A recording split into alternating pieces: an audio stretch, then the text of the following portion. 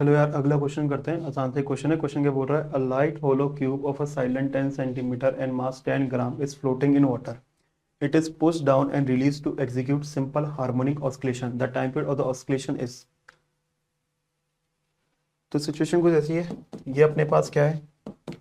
Water है। एक होलो cube क्या कर रहा है? फ्लोट कर रहा है। तो ये एक होलो क्यूब है जो कि क्या कर रहा है? फ्लोट कर रहा है।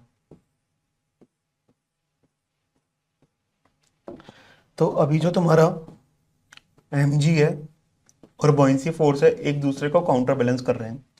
अब तुमने इसको फ्रॉम द मीन पोजिशन नीचे की तरफ x डिस्टेंस और पुश कर दिया।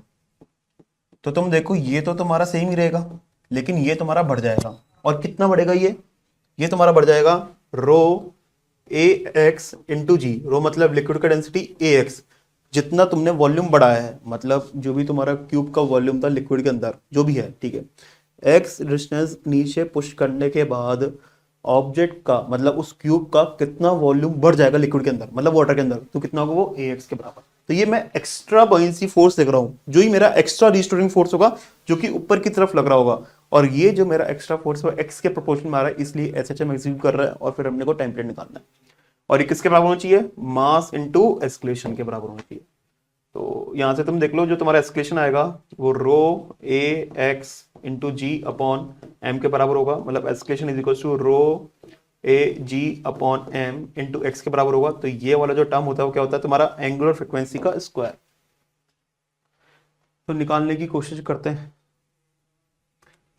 तो करते हैं भाई। तो ओमेगा स्क्वायर का वैल्यू कितना आ रहा है? रो ए जी अपॉन एम। रो का वैल्यू कितना है? 10⁻3। एरिया ऑफ क्रॉस सेक्शन कितना होगा? तो ये क्यूब है तो एरिया ऑफ क्रॉस सेक्शन हो जाएगा तुम्हारा 10 सेंटीमीटर इंटू 10 सेंटीमीटर, मतलब 100 इंटू 10⁻⁻4 ऐसे यूनिट में चाहिए।